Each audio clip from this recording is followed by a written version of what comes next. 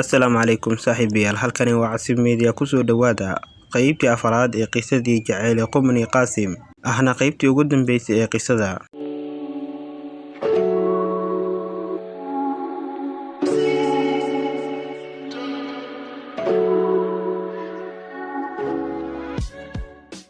Quman ayaa tiri, yaa kuu soo dhiibay? Gabadhii ayaa tiri, wiil Qaasim la yiraahdo ayaa ii soo dhiibay.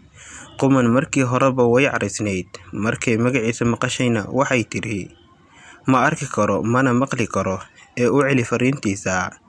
Balse Quman saaxiibteed ayaa tiri, Quman waa ku sidee, ma adigoon waxba hubsan ayaad caroonaysaa? Quman iyadoo caraysan ayay saaxiibteed ku hor aqrisay fariintii, waxaana ku qornayd, walaal Quman, haddaan ku calfan waayay waa nasiibe, ducaan kugu ogahay. Quman markay kelmadaasi dhagaheeda ku soo dhacday ayay qalbiga ka naxday. In yar oo ay la aamusneed kadib ayay gabadhii fariinta siday isku dayday in ay iska noqoto, laakiin intaynan dhaqaaqin ayay dib u soo jeesatay, waxayna tiri, walaal Quman, Qaasim iima uusan sheegin gurigooda ee kiina ayuun buu ii tilmaamay. Ma ii tilmaami kartaa gurigooda si dadkiisa ay ugu war helaan? Waayo dhakhtarku wuxuu sheegay in qalliin degdeg ah lagu sameynayo. Mar labaad ayay naxday Quman, hadalna wuu ka soo bixi waayay oo shoog ayaa qabsaday. Laakiin Quman saaxiibteed oo iyaduna naxsan ayaa tiri, walaal waxa dhacay maad noo sheegtid?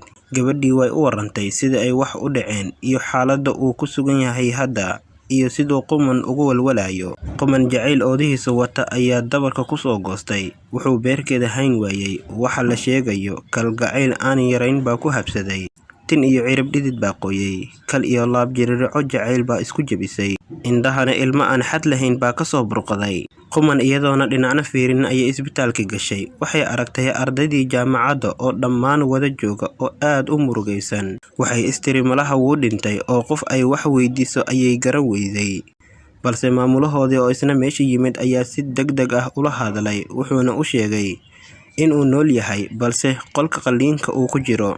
Quman iska daayay diyaarad ii dhoofe, nafteeda ayay ilowday. Habaryarteed oo ka daba timid una siday fiisihii iyo baasaboorkiina intay ka qaaday ayay halkii ku jarjartay. Nasiib wanaag Qaasim wuu soo kacay, waxa u soo galay ardaydii oo dhan, waxaa ag fadhiya hooyadiis. Quman farxad iyo yididiilo ayaa gashay, laakiin waxay weyday awood ay qolkii ku gasho.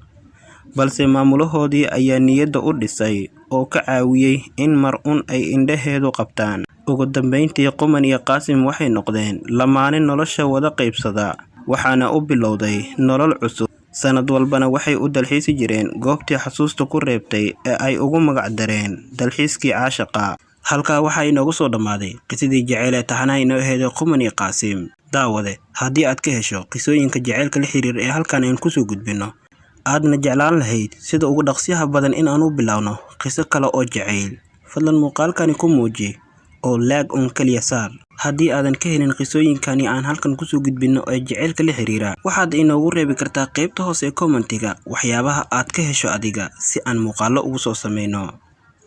Tan intaan ku kulmayno muuqaal cusub, nabadgelyo.